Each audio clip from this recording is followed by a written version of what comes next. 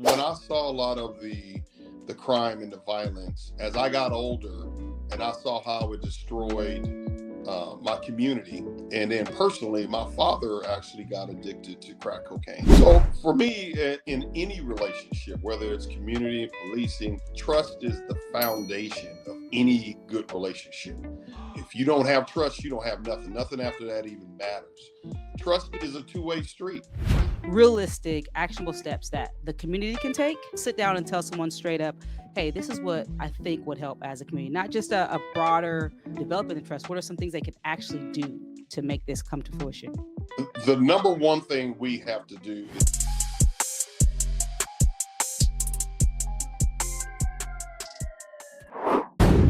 Hello, everyone. Welcome back to the human side with Officer Jill, where I believe in improving the relationship between law enforcement and the community and rebuilding trust. And I believe there's several ways that we can all do that. I focus on impactful conversations, which is why we're here on this podcast. I am excited to have with us today Chief Kedrick Sadler. I'm sure he's going to impart some wisdom and show his human side with us. We are excited to have him. So let's go ahead and bring him in the room, y'all. Let's add him. Chief Sadler, sir, can you hey, hear me? I'm doing well. How are you? I'm doing great. Blessed. Awesome. Yes. Thank you for coming on. I appreciate it. I know you have a pretty good story, and I would love to hear it and would love to share it with the people watching. Like I said, I'm devoted to showing the human side of officers. We sometimes forget that officers are humans. And I think officers sometimes forget that we just serve other humans. I've made it my goal to create a platform where we can show that and engage with each other and share it with people here on this virtual platform. Before we get started, I want to read some things about Chief Sadler. So, Chief Sadler is a lifelong native of California. He holds a Bachelor of Science degree in criminal justice from California Coast University. In 1996, Chief Sadler joined the United States Marine Corps. Thank you for your service, sir. Appreciate it.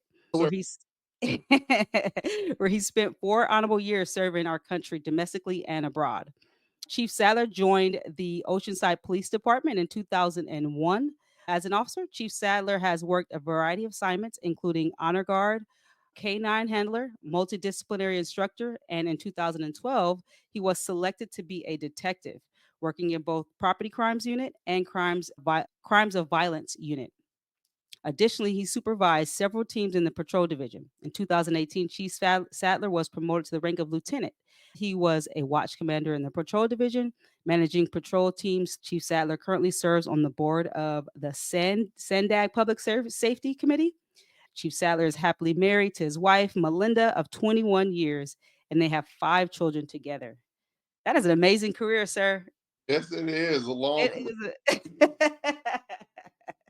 That is an amazing career. Let's just get right into it. Why don't you just tell us a few things about your early childhood? What was life like growing up? What was the community like growing up when you were younger? Yeah, so I grew up on the east side of Long Beach, the LBC. I'm a late 70s, 80s, early 90s kid.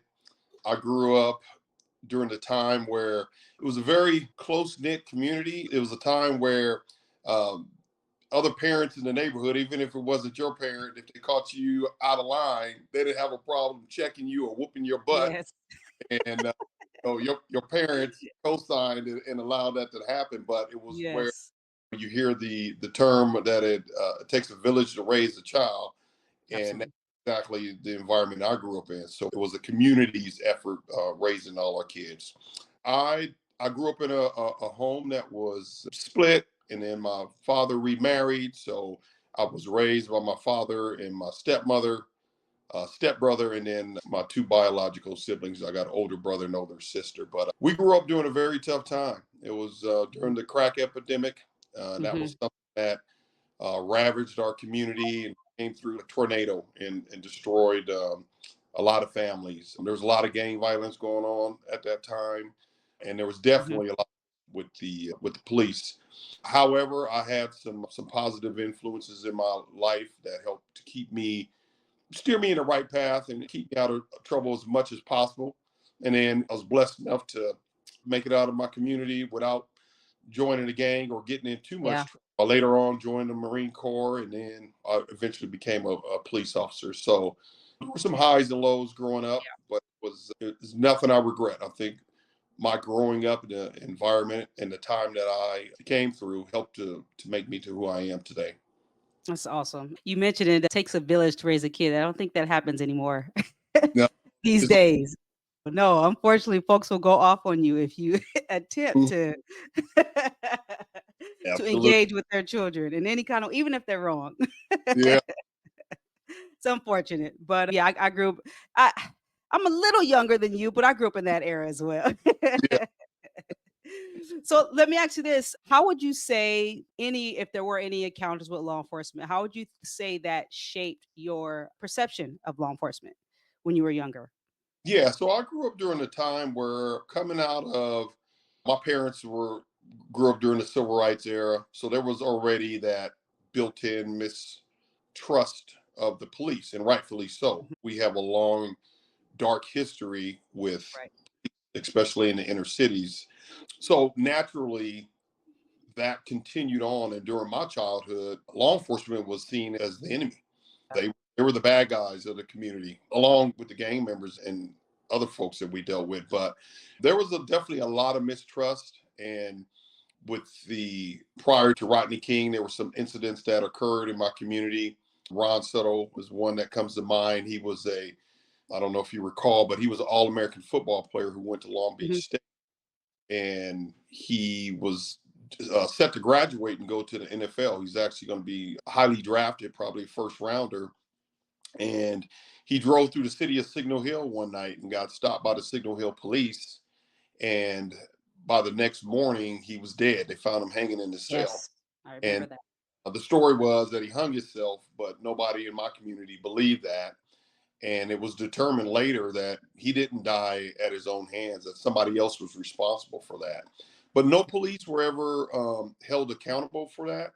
It was they settled out of court for determined amount of money, but nobody was ever held accountable for it. So that was Yeah. something that hit very close to home for me because Ron was from Long Beach.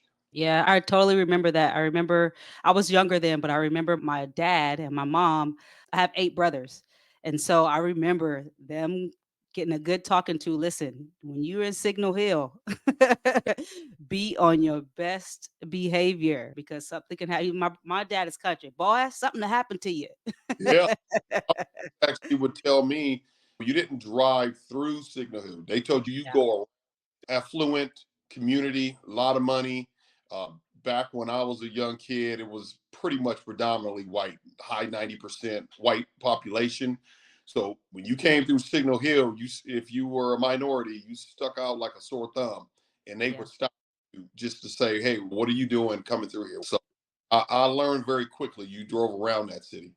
Yes, and it's funny because, like you said, it's a very small city within a city, right? It's a city within Long Beach, and I think that was a sentiment for a lot of Black folks during that time, especially Black men. You mentioned that there was already a mistrust, right? So, what inspired you? What inspired your interest in becoming a law enforcement official? So growing up, like I said, I grew up during the crack epidemic. So I saw a lot of violence. I saw a lot of crime. I saw a lot of death. I had some of my very close friends who were essentially murdered in gang violence, drug deals gone wrong, kids that I literally rode dirt bikes with in the Right, neighborhood. And then I almost got involved in gangs. I was getting pulled in that direction because the kids that I grew up with in my neighborhood, that's what it was about. You right. joined the gang, hit around 12, 13 years old, and you would see the drug dealers coming through the neighborhoods in their nice cars with the shiny rims. They had all the women, they had all the money. So those were like your role models in those communities. So I gravitated toward that as a young kid, obviously being very easily influenced. It was extremely tough to be able to navigate um, that during that time and not get pulled in too deep into gangs and staying away from that stuff. But it was very challenging. Because there was that disconnect, what drew you into deciding, hey, I want to be a police officer?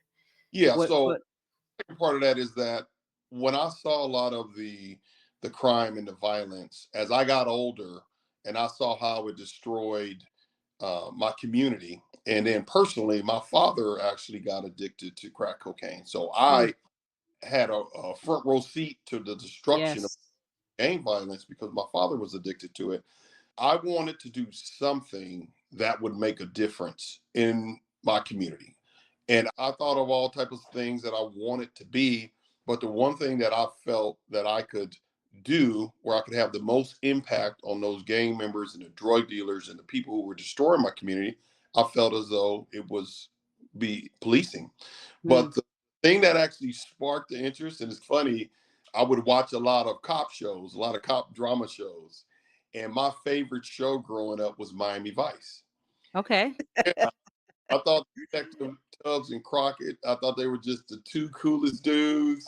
They were just suave, and everything they did was just smooth, but they were cops and they were taking all these bad guys down. And I just thought Miami Vice was like just the greatest show. But there was other shows that I would Yeah. watch that had to do with law enforcement. And I really liked the fact of seeing like these good guys taking down the bad guys and saving lives and making a difference. So that was what kind of piqued my interest. But to sum it up, it was me living through a lot of the crime and Mm, violence, and I mhm. wanted something that I felt I could make a difference in my community, and law enforcement was it.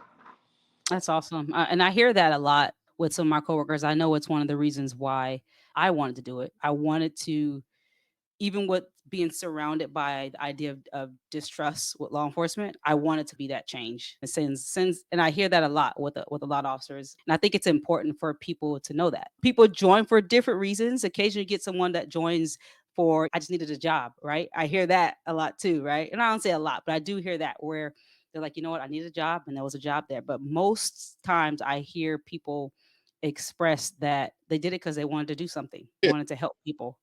I tell people all the time that law enforcement is not, it's not a job. Yeah. It's something that you sign up to because it's great benefits and great pay. It is a calling. It is Yes. an absolute calling that you answer because Yeah. it's more than just paying benefits. Those are some things that you obviously have to consider because you got a family, you got to make a living, you got to be able to take Right. care of you. And I don't have a problem with people considering that, but it has to be something deeper inside of you to say that, hey, I want to put my life on the line every single day to try to make somebody Every else day. better who I don't even know. Or so to me, it's a higher calling. Yeah. Yeah, I agree. It's I don't know how some of the people who and I found that they don't last very long. Those who may join for just those reasons only don't tend to have that longevity because I think it's that calling that keeps you coming back. Yeah, there's no amount of money in the world that the things that we run towards that other people run away from, that we're running into it, Yeah. active something. There's no amount of money in the world that's going to say, hey, Kedrick, I'll pay you X amount of dollars. I want you to run into this store and take down this gunman who's wielding a rifle and shooting people. Yeah. What normal person is going to do that? So Right. it's not. It has to be something deep for sure. Yeah, I agree. I agree. So let me ask you this. We're talking about trust. How would you define trust within the context of community and law enforcement relations? Would you the state of it's in right now? I know we've had a rough few years, right? The pandemic, George Floyd, all those things has made things rather challenging to say the least. So, how would you define trust in the context of community and policing, or even just where we are now? What is our state now that you would say? So for me, in any relationship, whether it's community and policing, trust is the foundation of any good relationship. If you don't have trust, you don't have nothing. Nothing after that even matters. Trust is a two-way street, and Yeah. trust is something that has to be earned. So something that we in law enforcement, when I started, it wasn't really about pleasing the community or building Mm, relationships. It was, mhm. we got a job to do. We go out there, we take care of business, we take care of the bad guys. We don't care what people think of how we're doing it and all this touchy feely stuff about community. That wasn't what it was about. We had a job to do. Whereas now, especially me having 23 years of this job, I understand that a part of a safe, a critical part of a safe community is the relationship that the police department has with its community, and that the way things are resolved in a community is through. I know you've heard the term of community oriented policing, but it's Yes. community and the police department working in partnership to resolve Right. those problems. So to your question, trust is essential, but it has to be earned. So we in policing have to understand, put our pride to the side and our personal feelings about something. We have to understand that we have to earn the community's trust by our actions, how we carry ourselves. We have to have legitimacy with the community. And over time, they will learn to trust us and they will view Yeah. us as being legitimate. But it's based off our actions or how we treat them. Yeah. And then the other way around as well. More engagement will have more trust with the community. And then I think once you have that built, you will have a safer community. I think now, as we all know, that the trust between certain communities and their police departments has been broken. And I Yeah. think right now we're in a state of repair. I think Mhm. things are getting better due to a lot of reform, a lot of difficult conversations, police officers who well deservingly are being held accountable, you know, being locked up in certain cases. And I think that the community is more aware and more in tuned of what their police departments are doing and they're more involved. And I think that has caused police departments to get their act together. And I Yeah. think as of right now, we're still in the repair and rebuilding mode of trust. But I think it's going in the right direction right now. And I think it's definitely getting better because if you go back 2, 3 years, as we in law enforcement, we were catching hell from our communities. They did not trust us. Yeah. Yeah, I agree. I think it's a great word in the rebuilding, right? It's like Mhm. NBA, like a team, right? Sports team. There's always a rebuild at some point. And usually when there's a lot of, I guess, intentional effort put into rebuilding, you can come out with something good. And I agree. I think there are, I think policing across the country, I think they are willing to put in the effort. I'm seeing it, right? In some aspects. I think time will tell. Time will definitely tell, but there are some lights at the end of the tunnel. I appreciate that. So let me ask you this. So what does successful, because along the same line of trust, okay? What does successful collaboration between law enforcement and the community look like to you? What that ideal collaboration, like nothing's going to be perfect. You're never going to please everyone, especially in law enforcement, because usually when we come, there's something bad happening. Someone's having probably a really bad day, and maybe a family member is going to jail or whatever. So, what does successful collaboration between law enforcement and the community look like to you? How would you describe that? I think at its highest success, you will see a community where people can thrive and prosper, where they feel safe to live, work, and play. Really comes down to community safety and how people feel about their community. Do I feel okay to let my kids go outside and play on the front lawn and not have to worry about somebody driving by and shooting them? Because one thing that I've learned in 23 years is that the police by themselves, with all the technology and the skills that we have and the training we have, and all the weaponry and whatever, we cannot arrest our way to a safer community. I have figured that part out that we and the community cannot do it without the police. But when Right. we work together and all the stakeholders take ownership in their community, and I say stakeholders, I'm talking about the folks who live there, the business owners, educators, politicians, police, all the stakeholders of a community do their part. Yes. Do their part. You will see a safer community. And when you see a safer community where people enjoy living, enjoy Yeah. playing, enjoy working and visiting, that to me is a sign of a healthy community.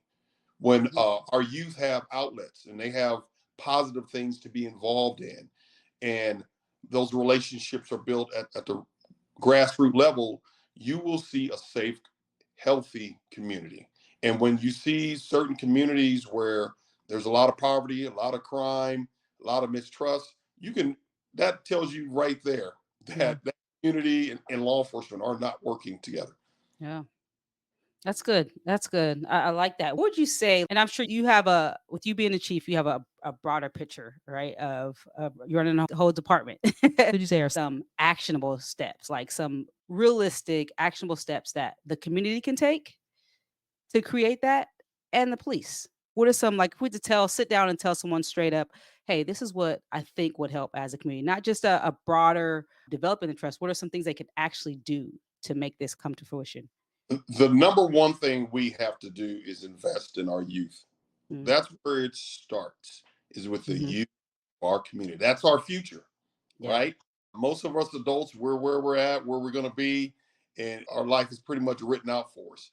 But if we start focusing on the youth, everybody doing their part, including the police, Parents. parents, first Right.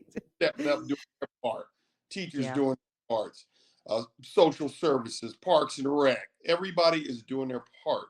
That is where you're going to see the most improvement and where we need to start. Something that we did in the city of Oceanside when I was in the neighborhood policing team, we started what's called the Oceanside Youth Partnership, Hmm. where we had police officers who we paired up with at risk youth in our community, and we do a 16-week mentorship program where every single week we meet with these kids for 3 hours. We teach them life skills. We take them on field trips. We expose them to positive things and we teach them those skills to help them navigate through life. So after that 16 weeks of working with these kids, we then follow that up with sticking with those kids after the program has ended. We still connect with them. We bring them back to be Okay. mentors to the youth behind them. But that's one thing that we can do collectively is with the youth. I think also I think we can help some of these parents because one of the biggest issues I see is a lack of parenting and a lack of parent Mhm. awareness where they don't know what their kids are doing. So I know Mhm. we focus a lot on helping kids, but I think we also need to have programs in place to help parents as well. Yeah. Yeah, you know what? I used to work a unit, our community engagement unit, and I worked in a unit called Jeopardy, and the actual unit was designated to helping kids not get caught up in gangs. Right, it was gang prevention. Basically, it was a part of like our cadet system.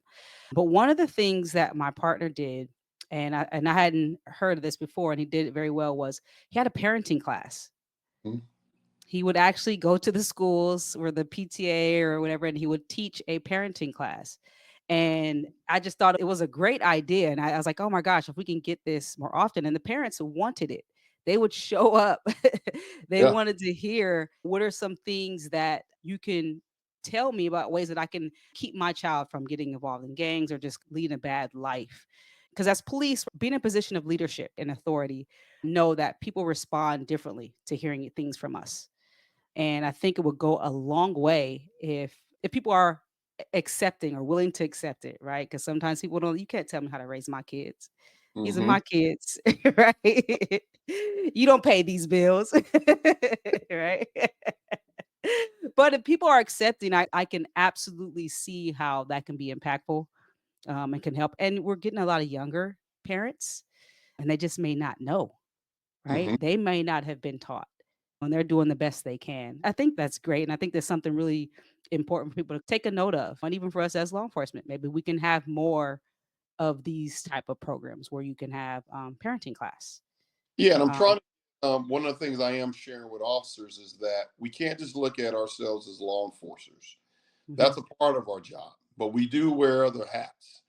Yeah. Um, and one of them is empowering people with the knowledge and the know how through mentorship, through classes. We do citizen academies, community academies where Okay. we bring and we empower them with knowledge of how to protect themselves, how to harden themselves and not be a target for crime.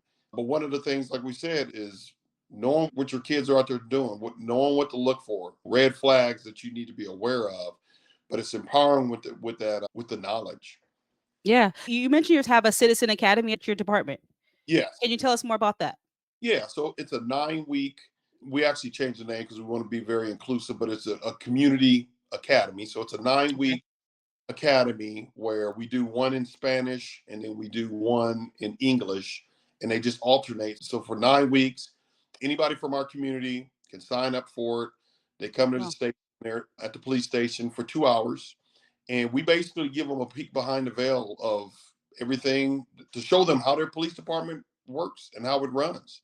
So Hmm. we talk to them about how our what our patrol division does, how they come out and take reports, what is the investigation process after you file a crime report.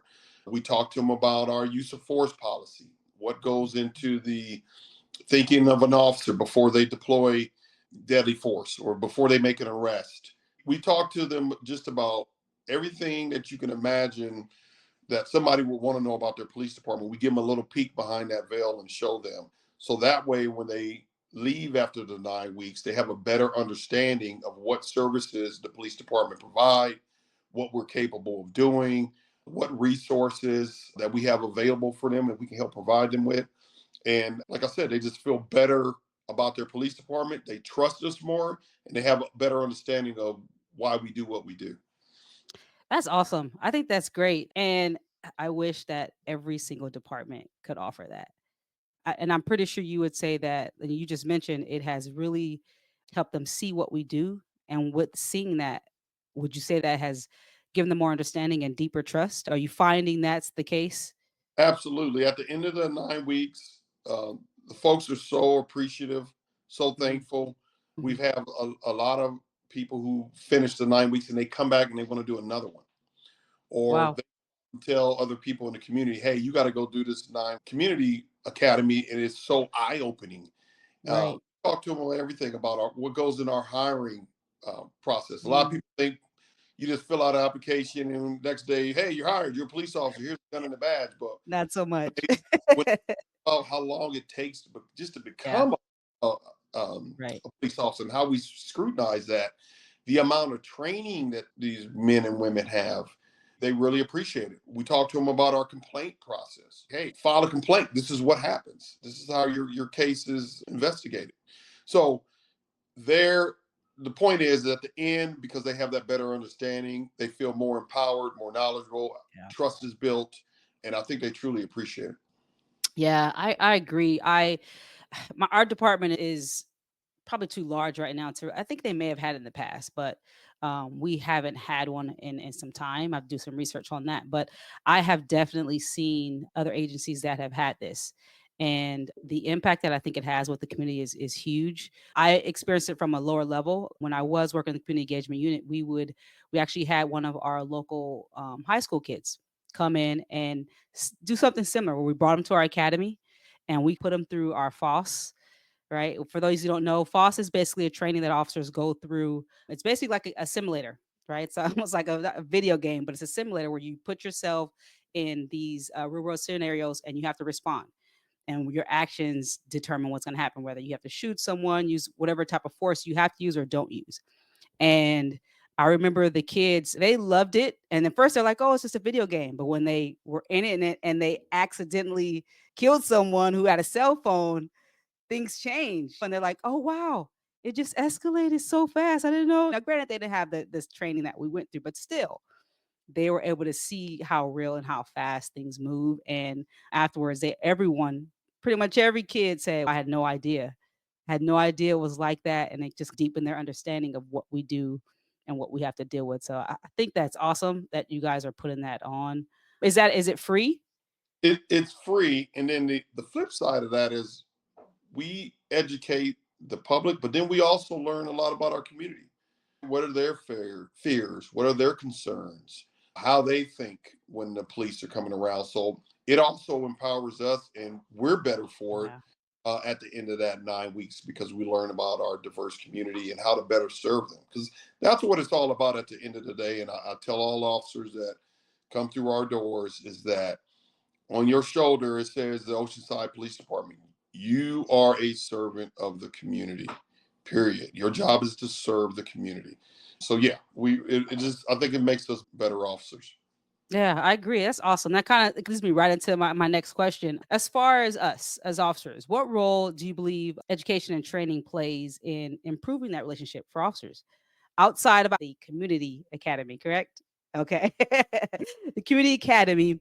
What are some things do you think officers can do for training to improve themselves? I and I'll just tell you for me, I have done a lot of like research and learning on emotional intelligence and how beneficial it has been for me on not only personal level, but also within my job and just that first piece of self-awareness and how huge it is. So what are some things that officers can do specifically to improve themselves so that they can improve the relationship they have with the community they serve? So it's funny you asked that question. I tell officers all the time that, hey, we do a really good job of learning the laws, how to arrest people, how to investigate crimes, how to drive fast, control tactics. So we're really good at that.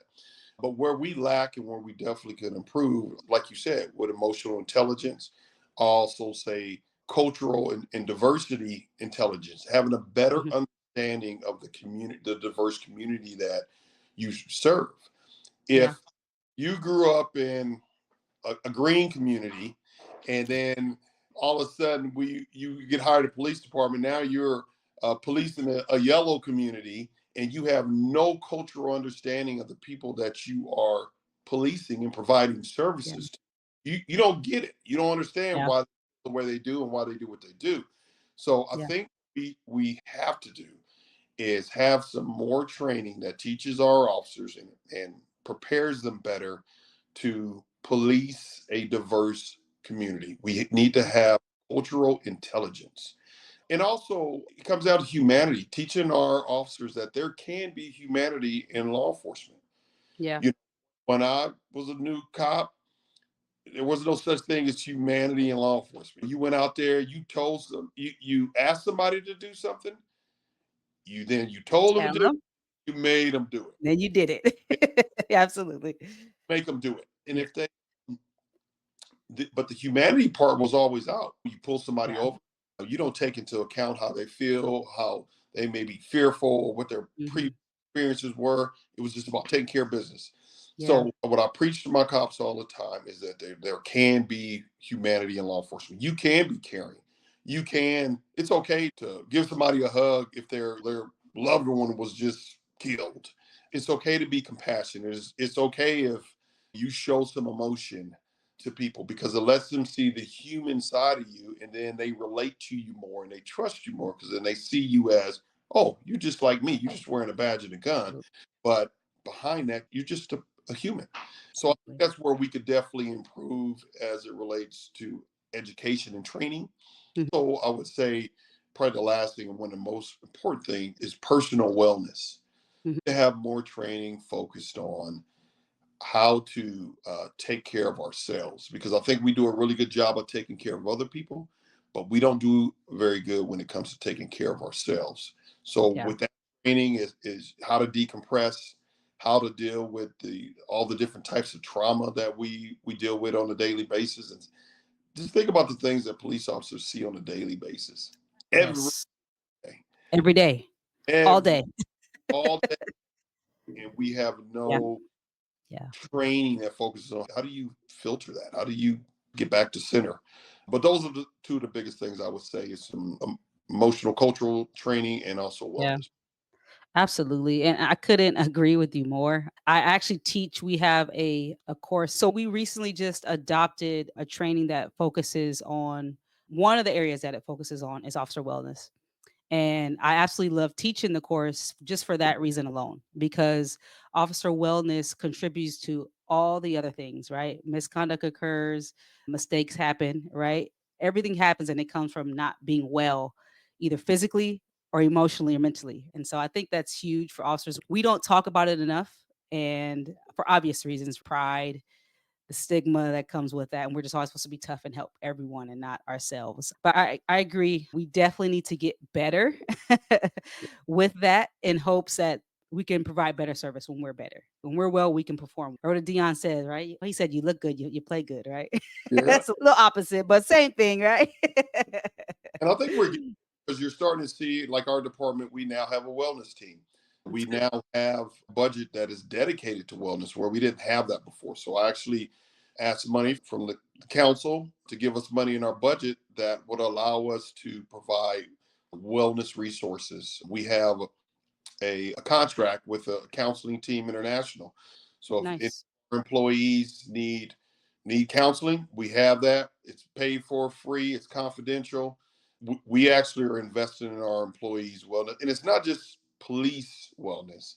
It's all The employees. employees. Mm. Everybody, sworn and non-sworn, they all play critical roles in our police department. So we have to make sure that we're all well. Yeah. I was having a conversation with the unit I work with, like child abuse, right? So obviously that's a lot to take in for anyone. So our department requires us to go to counseling. We have access to counseling. And I was talking with the counselor and she was saying how majority of the country, we have an entire behavioral science unit for our department, obviously because it's such a large department. But majority of the country does not have these services available to their officers.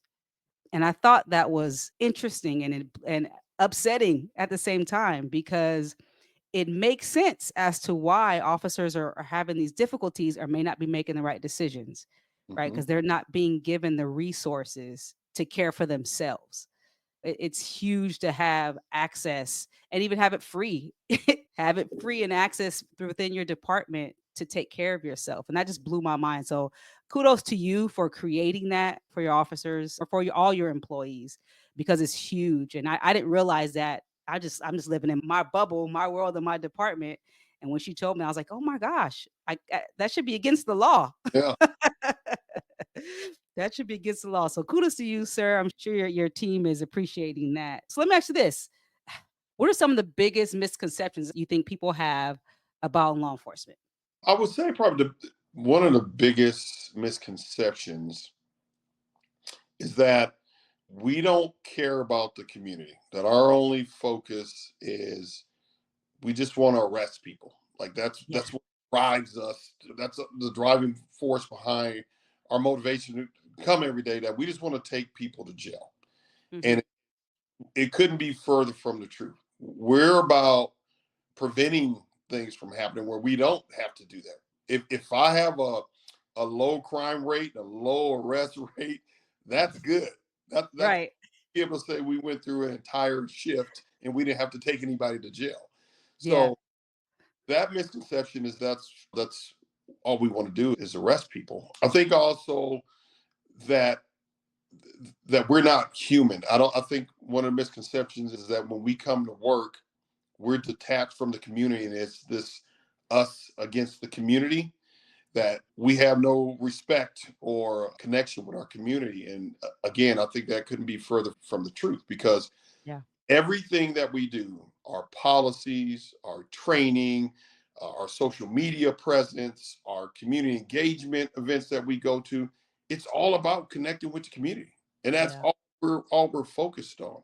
Yeah. Uh, and then I think one, especially in my community, with in the Black community, is that especially with a lot of the shootings and uses of force, is that we don't value the lives of Black folks and brown Mm. folks, the minority community, that we don't Mhm. value their lives, that they mean nothing to us. Yeah. And again, that is not true.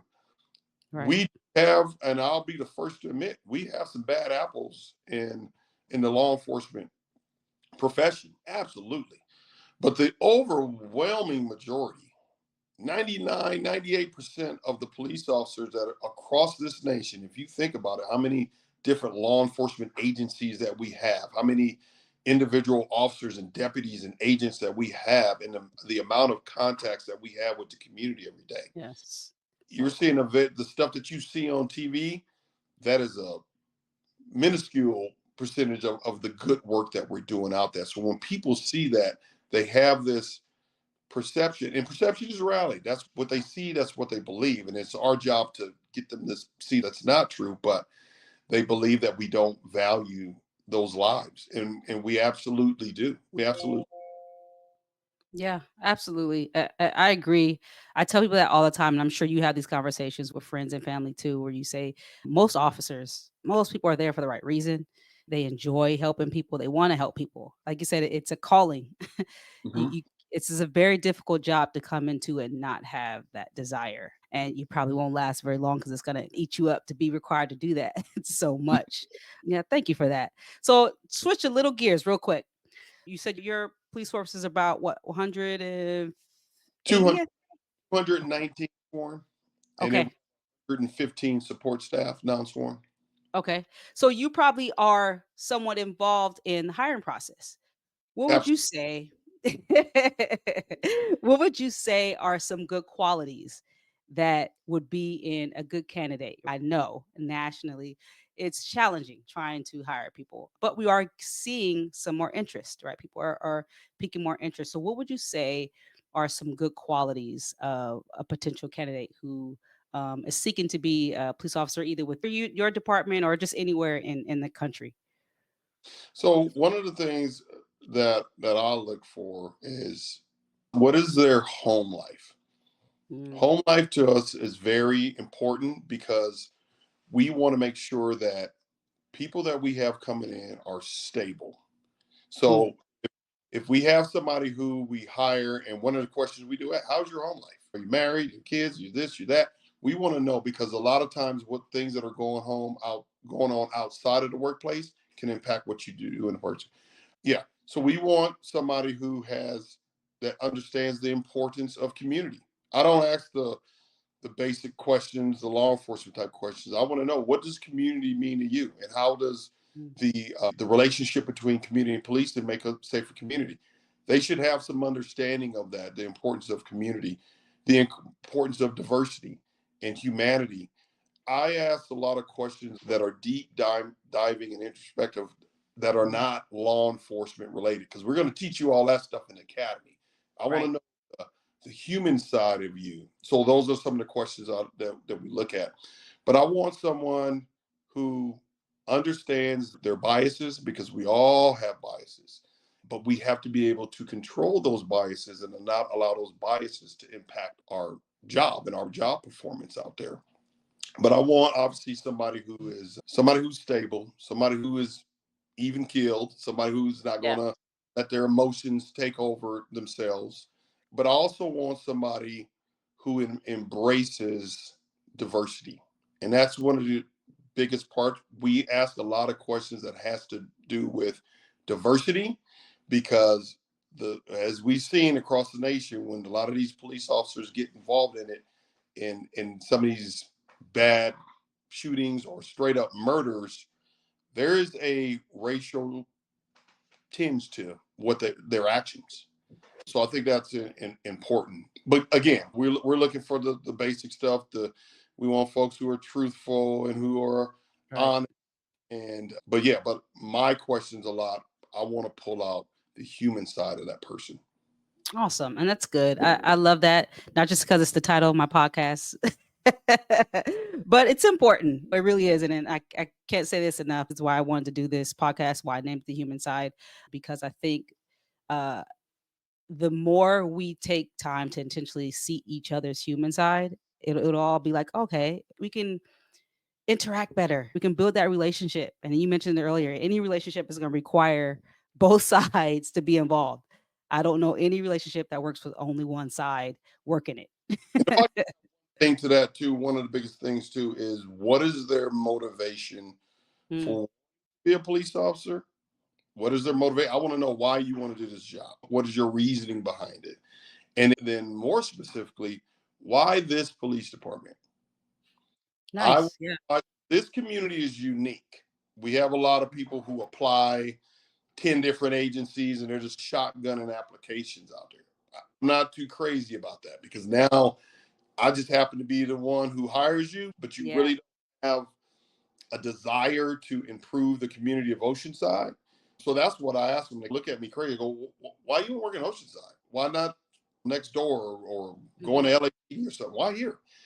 That's what I need to hear too, because I have a duty and a responsibility to the community of Oceanside to make sure that the folks that we are hiring want to be there and want to serve the residents of Oceanside.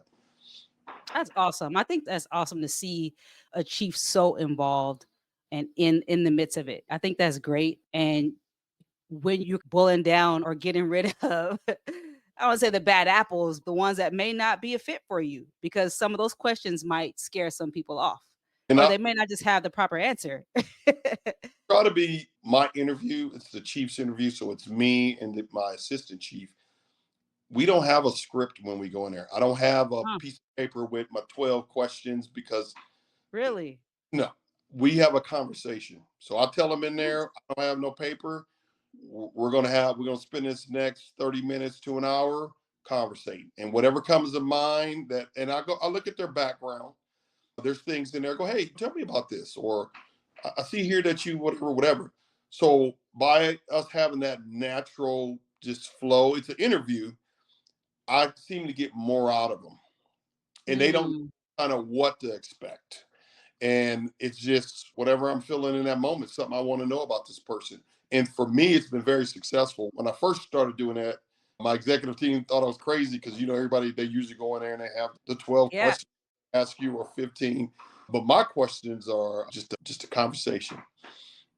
And I I think actually that's really cool. You said what now? I said I actually get a lot more out of people because I'll ask them a question and I'll follow up to their answer and it just flows from there. I think that's really cool. I really do. You get to see who the person really is. There is only so long. Like you said, most agencies probably have just a list of questions that they have Yeah. to ask that are almost deemed by policy to ask these questions. But you miss out, I think, too, on like you said, you get deeper into that conversation. Next, they're really telling you who they are. It's kind of like you um, go when you go out on with a date with somebody on a blind date. The first time you meet him, you sit at the table and you guys are asking right. questions. That's how we do it. That is awesome. I think that's cool. I would love to just sit in and see that. Yeah. That is really cool. Kudos to you guys. I'm sure that is really helping you all get some great staff, some great officers. Not to say the other agencies aren't, but I do think that's very unique. Just because I'm part of a large agency, we don't have, I guess, that leeway. I would assume they don't have that leeway to do that. So personal. But that's awesome. I am just so thankful that you came and shared some things with us. I do want to ask you one more question, Mhm. and just came to my mind. So this might be a loaded question, but and you mentioned it earlier, and I meant to ask you earlier. We talked about the Black community, right? And obviously, you're Black, I'm Black, and I have this conversation, or I post this question to other Black folks, and it's along the line of trust. So obviously, the Black community has experienced a high level of distrust when it comes to police, and I have this idea or this thought I kind of work over and the trauma that we have experienced. Do you think that us as the Black community sometimes perpetuate some of the distrust by passing down the traumas that we have experienced to our youth? So let's say you as a father may have experienced a bad interaction with law enforcement. Your child who is maybe 13, you tell them that. They have never had an encounter with law enforcement. And now they have, because you told them your experience, they have now consumed that and have this perception of police. What do you think about that? It's just a question I like to ask, and I like to have this conversation with people because I think it's something to think about. I think it's important that we tell our kids how to interact with the police, but are we now putting that fear into them? So I'll say this. Number one, the mistrust of the Black community, mistrust of police is legit and completely justified in their feeling. If you go back historically, just starting in from the 1900 and on, where Yes. police officers were used across this country to hunt down blacks, Yeah. bring them Yeah. back to Slave there. catchers. You get into where at the turn of the century where you had police officers who were helping the Ku Klux Klan to track us down and lynch us and hang us from Yep. trees. And you get into the civil rights era where we were being beat and dogs were sicked on us. And we've seen the videos. Even in going into the 70s and 60s and Rodney King, I could tell you story after story of Hmm. how police officers terrorized the Black community. So the mistrust and the fear is justified Hmm. completely. Um, so to your point of do we perpetuate it, I think your experience with the police, you telling your child that is totally understandable because you want to protect your child. And if your only experience where the police was something negative, you start to tell your child, watch out for the police, don't trust them. You keep your hands at 10 and 2 because of what you went through, and that's understandable. Yeah. One thing I stress to my officers all the time is that you have to be an ambassador for law enforcement. Every time you have a contact with a citizen, that could be their first time that they ever seen a police officer or dealt with a police officer. Hmm. The first impression is going to be that lasting impression. So if you treat a citizen, even on a traffic stop, badly, disrespectfully, without some humanity, Yeah. and that person leaves that traffic stop, just think of every person that they talk to or have contact they care about. They're going to share that story about that one time. Yes. Story with you. I had a police officer when I lived in Long Beach. I was an adult. I had a young son. I was married. I was minding my own business in my backyard, doing some gardening. And it happened to be a hot day. So I had a kind of like a scarf on my head just to catch the sweat from running down in my face. Hmm. And I had a Long Beach police officers, or I'll never forget them. It was two white officers that came down the alley. They saw me, asked me what I was doing, just started questioning me, just completely harassing me for no reason. And I asked the officers, I go, like, why are you messing with me? And I said something to the effect, because I'm black. And he said, no, because you're an asshole. And then he Mm. drove. So Wow. what do you think my impression of the Long Beach Police Department? Yeah, they're Well, I all had like that. hired myself to be a cop. To this day, that was that I couldn't even tell you how many years ago that was, but that Yeah. is the impression I still have of the Yeah. Long Beach Police Department from that one interaction. So to answer your Yeah. question, no, I don't think parents perpetuated their reality, what they see, what they believe. That's their reality. It's Yeah. our job in law enforcement is to change that perception, to Yeah. get them to trust us and show them that no, that's not what law enforcement Yeah. is about. So that's where the responsibility falls on us. I appreciate that. And you're a gardener. Yeah. Actually, my father, that was his job growing when I was growing up. He owned a landscaping business in Long Beach, and Okay. he took care of our family was through his business. And Listen, I got a that's green. awesome. You do. And I do too. And I think it's hilarious. And I think it's also good for people to see we are human. Yeah, We do regular stuff. We garden. We do even the guys garden. yeah. But no, I appreciate that. And I agree with you. That experience, it's something that you'll never forget. As soon as I ask you that question, it takes you back Hmm. to that experience. And I think that's important. Like you said, I think it's great that you tell your officers that. I've never heard that. And I love that. That one experience, guess what? They're going to share it with everyone they know, whether it's good or bad. And you make sure you are on the good side of And that not only story. remember this too is that every action you do as a law enforcement, you impact every police officer across this nation. Yes. If you think about the George Floyd murder, Yeah. I, I wasn't out there when that happened. The Oceanside Police Department had nothing to do with that.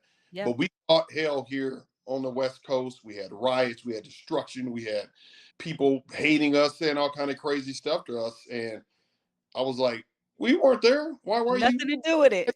But that's the way that our community sees is that we're Yeah. one big group. Uh, Yeah. that's why you have to be careful about what you do because you can impact other communities with your Yeah. actions. Yeah, absolutely. I say that all the time. And I think we all were thinking the same thing. We were not in Minnesota. We had nothing to do with that. But Yeah. we all suffered. And we're still suffering a little bit. But listen, I know you are a busy man. You got to get out to your garden. Yeah. But Kedrick, I really appreciate you, sir, for coming on. If you don't have anything else So you want to share. I'll just say, as a whole, I appreciate communities all across this nation for giving police departments the opportunity to have a second chance Yeah. and build that trust and giving us the opportunity to prove ourselves and thank them for holding us accountable because it forced a lot of needed changes with our policies, our procedures, our practices, our training, our hiring standards. There's been a lot of change for the good, especially when it comes to accountability and oversight that I think would not have happened if the communities didn't stand up and say, Mm. enough is enough. We want some change. Yeah, I understand it ain't all of you guys that are doing it, but it's enough of you that is, impacting our community, and you guys need to be better. So I think we're better for it. So I want to thank all our community members for having the courage to stand up and understanding that we do answer to the community at the end of the day.